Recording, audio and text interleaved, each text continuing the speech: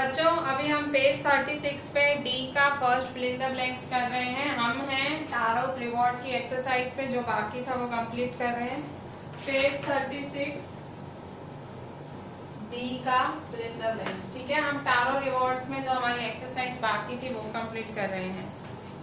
A blank would cutter lived on a blank hill side. ठीक है, a blank would cutter, एक would cutter था मतलब लकड़हारा। कैसा लकड़हारा था? यंग था। तो बॉक्स में देखो यंग लिखा होगा, अ यंग वुड कटर। ठीक है, फिर lived on a blank hill side. So कौन सी हिल साइड पे रहता था? कौन सी हिल साइड पे रहता था वो? लोनली। ठीक है, एकदम सुनसान उस पे रहता था।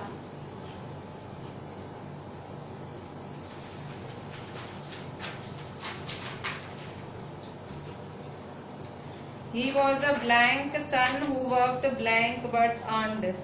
He was a blank son.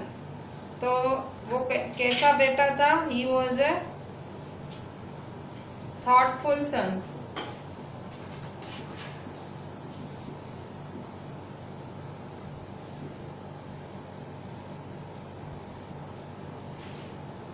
ठीक है, he was a thoughtful son who worked blank, who worked hard.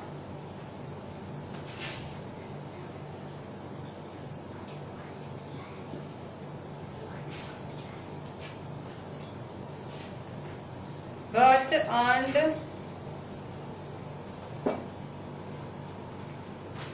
earned black money. कौन सी? Blank money. कैसी मनी कितनी मनी कमाता था? बट earned लिटिल मनी, कम पैसे कमाता था। One day he saw a blank waterfall. उसने क्या देखा? Beautiful waterfall.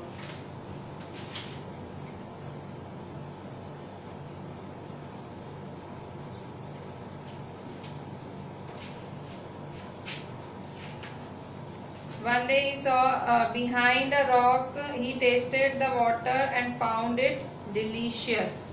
उसको delicious लगा।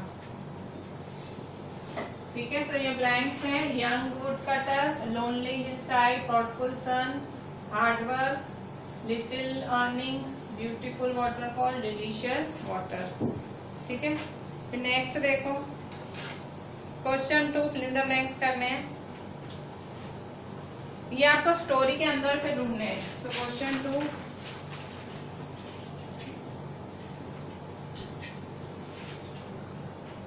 फर्स्ट, दिस में Taro blank than ever. This में टारो ब्लैंक देन एवर मतलब सैडर, दुखी कर दिया टारो को, sadder than ever.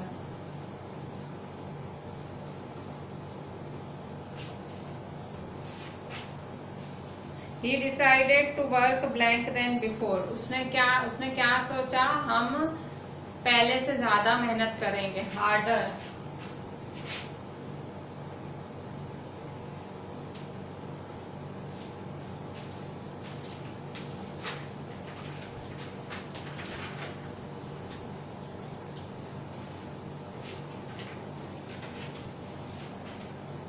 Next morning Taro jumped out of bed blank than usual.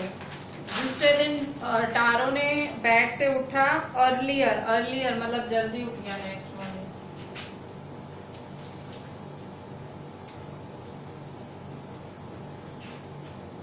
Fourth, he began to chop even blank. वो और जल्दी faster काटने लगा, जल्दी काटने लगा।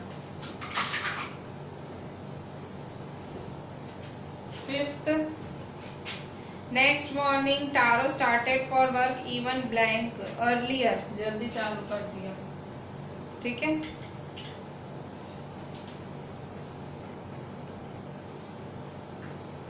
तो ये आपका क्वेश्चन 2। ठीक है, अब इसके बाद पेज नंबर 38 पे आ जाओ। पेज नंबर 38 पे question 1, your teacher will speak the words given below, right against each new words that rhyme with it. ठीक है, आपकी टीचर वर्ड्स बोलेगी, आप उसके सामने नए शब्द लिखो, ठीक है, जो उसके साथ मैच हो रहे हैं। सो पेज 38 पे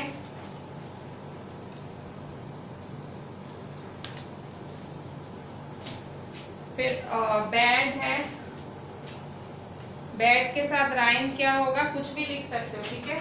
ये कौन सा है, पेज नंबर 38। बैड के साथ क्या राइम होगा, बैड के साथ शेड लेड, ठीक है। सेकेंड, बैक्स के साथ क्या होगा, एक्स बैक्स।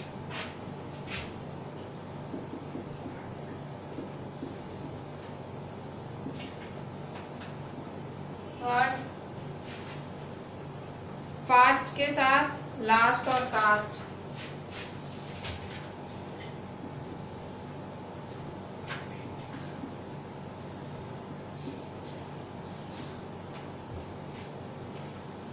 चॉप के साथ पॉप और फ्लॉप।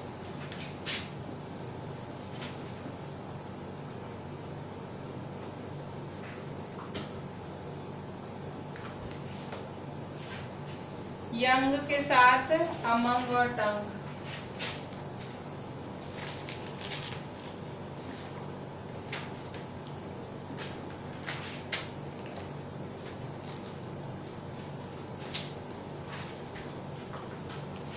तो ये पांचों वर्ड्स राइम हो रहे हैं, bad, shed, led, wax, axe, fax, fast, last, cast, chop, pop, flop और यंग है अमंग और टंग, ठीक है। सो पेज 38 पे राइमिंग वर्ड्स हैं। सो इसी के साथ हमारा चैप्टर तारोस रिवॉर्ड खत्म हो रहा है। अभी हम पोएम 3 हमारी द कॉरल स्टार्ट ले रहे हैं, पोएम 3, ठीक है। द कॉरल स्टार्ट ले रहे हैं, बाजू के पेज पे ही है। द कॉरल किसने लिखी है, इलियनोर फर्जियन ने, इलियनोर फर्जियन, इलियनोर फर्जियन।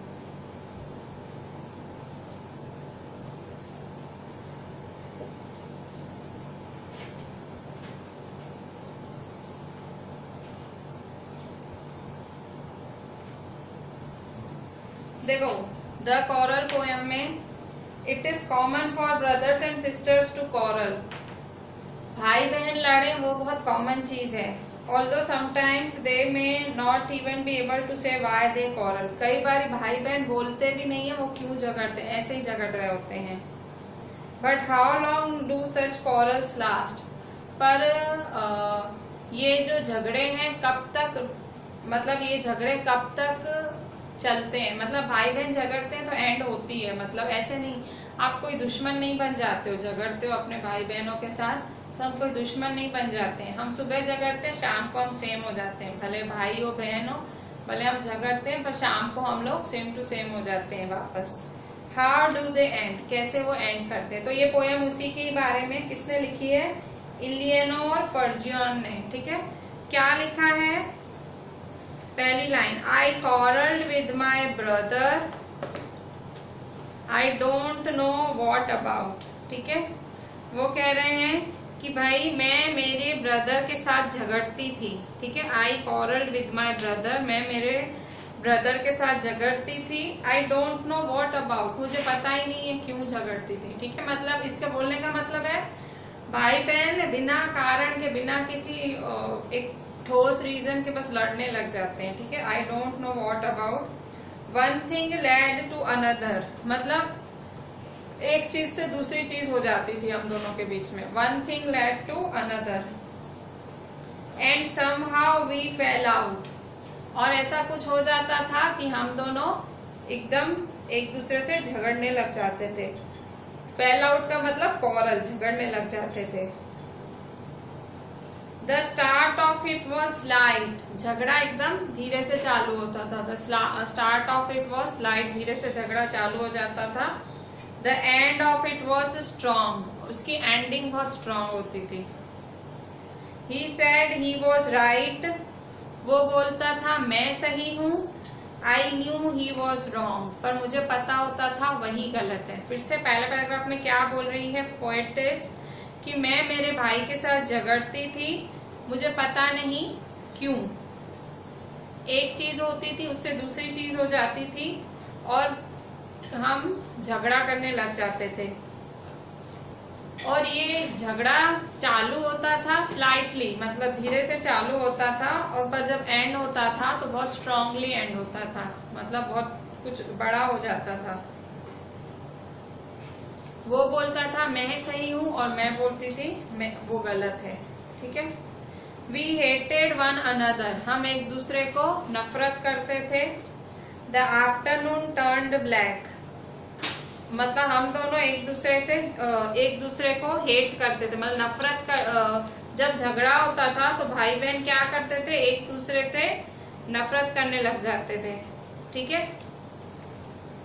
फिर है afternoon turned black. Turned black मतलब भाई हमारी दोपहर बहुत उदास वाली हो जाती थी। टर्न्ड ब्लैक मतलब अनप्लेजेंट, सैड, मतलब उदासी वाली दोपहर हो जाती थी। द आफ्टरनून टर्न्ड ब्लैक मतलब भाई जो हमारी दोपहर थी वो उदासी वाली हो जाती थी। Then suddenly my brother thumped me on the back, और अचानक से मेरे भाई ने आके मेरे को पीछे से थम्प किया, मतलब थम्प से मतलब थम्प का मतलब थपथपाया। मतलब हम दोनों एक दूसरे से नफरत करते थे और जो आफ्टरनून थी वो ब्लैक हो जाती थी। आफ्टरनून का ब्लैक हो जाना मतलब दुखी वाली आफ्टरनून हो जाती थी।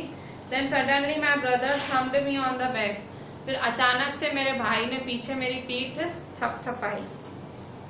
And said oh come along, और उसका भाई ने क्या बोला, ओ कम अलोंग। कम अलोंग का मतलब चल मेरे साथ। We can't go on all night, हम इस तरह से रात तक तो नहीं रह सकते हैं ना। दोपहर ऐसी खराब दोपहर होती थी, झगड़े वाली दोपहर। तो उसका भाई बोलता था चल मेरे साथ, हम रात तक तो नहीं ऐसे झगड़ के रह सकते। I was in the wrong, फिर वो राइटर बोलती है कि ऐसे पता लगता है कि आई वॉज इन द रॉन्ग, और वो भाई बोलता था कि भाई मैं गलत हूँ। ठीक है भाई, मैं गलत था। वो भाई आके अपनी गलती मान लेता था कि भाई कम अलोंग, चल मेरे साथ, हम इस तरह से रात तक तो नहीं रह सकते। I was in the wrong, कि मैं गलत था। So he was in the right. जब वो ऐसे बोलता था मैं गलत था तो एक्चुअली वो सही होता था। ठीक है। बोलने का मतलब ये, जो अपनी गलती मान लेता है वही सही होता है। ठीक है। अगर जो गलती नहीं मानता है उल्टा वो गलत होता है। जो गलती करता है और मानता है वो उससे ज्यादा सही इंसान कोई नहीं। सो कभी भी गलती करो, मान लो, भले भाई हो, बहन हो, मम्मी हो, पापा हो, सबके आगे हमें अपनी गलती मान लेनी चाहिए। जब आप गलती मानते हो उल्टा आप सही हो जाते हो, उस टाइम अपने आप को आप सही कर देते हो। ठीक है। सो ये बहुत ही एक छोटी सी पोयम थी, एलेनोर फर्जॉन ने लिखी है, भाई बहन के झगड़ों के बारे में। सो भाई शायद बड़ा होगा तो बड़ा भाई अपना झगड़ा खुद मान लेता था, मतलब अपनी वो मान लेता था कि उसने झगड़ा किया, ऐसे करके मान लेता था और झगड़ा निपटा देता था। ठीक है। अब नेक्स्ट है वर्किंग विद द पोएम। पीछे with your partner try to guess meaning of the underlined phrases. पीछे आपकी पेज 40 पे है, इसका पेज 40 पे हम करते हैं। पेज 40 पे क्वेश्चन 1 है आपका, पेज 40 पे question 1। With your partner try to guess the meaning of the underline phrases. ये जो फ्रेजेस है उनकी मीनिंग बताओ। First, and somehow we fell out, and somehow we fell out. ठीक है। हम फेल आउट मतलब कॉरल, हम झगड़ा करने के। फेल आउट का मतलब कॉरल होता है। सो फेल आउट का मतलब कॉरल। ठीक है। फिर सेकेंड है the afternoon turned black. The afternoon turned black. ठीक है। जो आफ्टरनून थी ब्लैक हो गई। टर्न्ड ब्लैक का मतलब टेंस हो गई। ठीक है। सैड हो गई। टर्न्ड ब्लैक को आप सैड भी लिख सकते हो।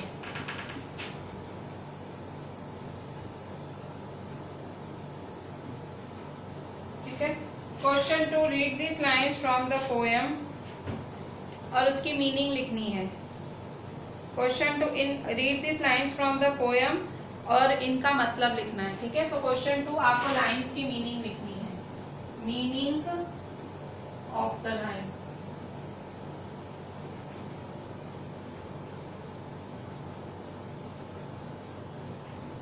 First, one thing led to another, one thing led to another।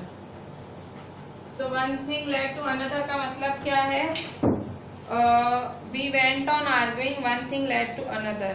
ठीक है, मतलब हम एक चीज से दूसरी, we went on arguing मतलब हम आर्ग्यू करते रहे, we went on arguing। Second, the start of it was slight. ठीक है, मतलब इसकी जो स्टार्ट थी वो बहुत ही स्लाइट थी। The start of it was slight मतलब जो झगड़ा चालू हुआ था बहुत स्लाइटली चालू हुआ था। स्लाइटली मतलब हल्के से चालू हुआ था। The start of it was slight, इसका मतलब the beginning, the cause of the quarrel was minor. The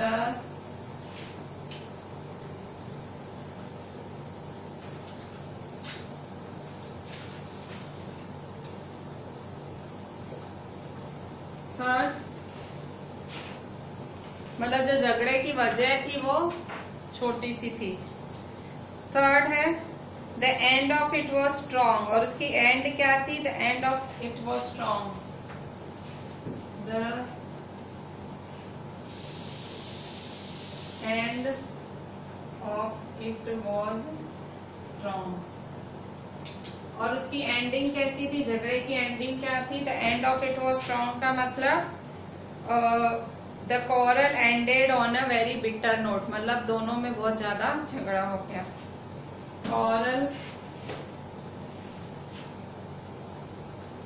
ended on a very bitter note। Fourth, the afternoon turned black। ठीक है, ये वाला पहले भी वर्ड आया है, afternoon turned black, हमने ऊपर भी लिखा था ये रहा। the afternoon become sad, ये देखो turned black, the afternoon turned black, इसका मतलब क्या हुआ? the afternoon became sad। Answer, the afternoon became sad। ठीक है। Fifth, thumped me on the back. Thumped me मतलब थपथपाया, तो thumped me on the back का मतलब patted on the back in a friendly manner, मतलब प्यार से थपथपाया। So thumped me on the back,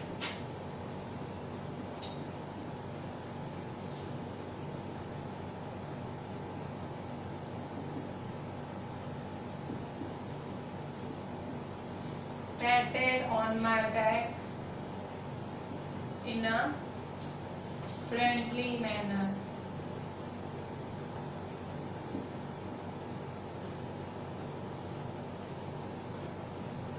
मतलब पीछे एकदम थपथपाया, प्यार से थपथपाया। Patted on the back in a friendly manner. ठीक है, फिर ये मतलब 5 है। इसके बाद question 3, describe a recent quarrel that you have had with your brother. अभी का एक झगड़ा बताओ जो आपका आपके भाई के साथ हुआ है, भाई के साथ, बहन के साथ या दोस्त के साथ। हाउ डिड इट स्टार्ट, झगड़ा चालू कैसे हुआ। What did you quarrel about, तुम लोगों ने किस बारे में झगड़ा किया। हाउ डिड इट एंड, और वो झगड़ा एंड कैसे हुआ। आप लिखो, आप खुद से लिखोगे कि मैं लिखाऊं? चलो मैं लिखवाती हूँ। ठीक है, सो झगड़े के बारे में लिखना है क्वेश्चन 3। ठीक है,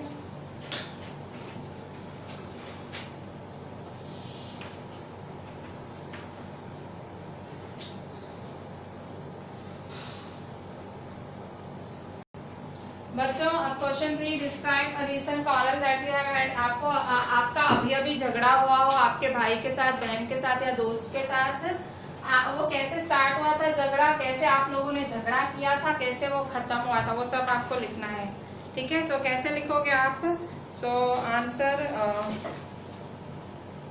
तो पहले तो अपने बेस्ट फ्रेंड का नाम लिख दो, आपके बेस्ट फ्रेंड जो भी हो। ठीक है, आंसर तो कोई आपका बेस्ट फ्रेंड हो उसका नाम लिखो, इज माई बेस्ट फ्रेंड। मतलब आप अपने दोस्त के साथ झगड़ा हुआ है वो बता रहे हो। But one day we quarreled, हम पर एक दिन हमारा झगड़ा हो गया। He did not come to my birthday party, वो मेरे बर्थडे पे भी नहीं आया।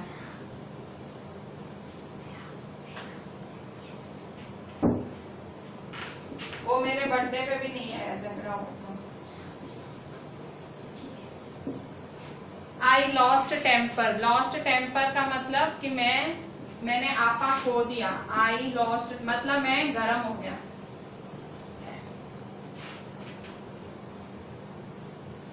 सो डिड ही, वो भी गुस्सा हुआ, मैं भी गुस्सा हुआ। But both of us were eager to patch up, पर हम दोनों क्या चाहते थे, हम वापस सुलह करें। पैचअप मतलब सुलह करना। But both of us wanted to patch up, patch up का मतलब सुलह करना, वापस क्या करना, दोस्ती कर लेना।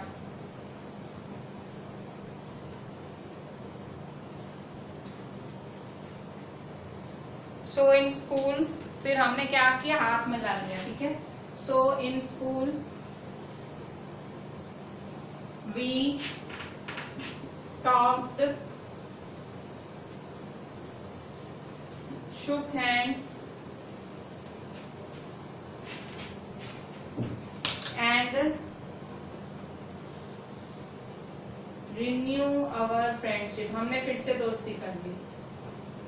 ठीक है, तो एक आपका बेस्ट फ्रेंड था, एक दिन आप दोनों के झगड़ा हुआ, वो आपकी बर्थडे पार्टी पे भी नहीं आया, आपको गुस्सा आया, उसको गुस्सा आया, पर अंदर ही अंदर आप दोनों पैचअप करना चाहते थे, सुलह करना चाहते थे, इसलिए स्कूल में आप लोगों ने बात की, हाथ मिलाया और वापस दोस्ती कर ली। सो ऐसा और कुछ भी आप अपने वर्ड्स में लिखना चाहो ज्यादा अच्छा आप लिख सकते हो। ठीक है, सो ये आपका चैप्टर था कॉरल। इसके अलावा बीच में अगर छोटे मोटे कोई क्वेश्चंस कभी स्कूल देता है सो आप इजीली कर लोगे, क्योंकि चैप्टर आप मतलब पोएम अच्छे से समझी है। ठीक है, सी टू इट।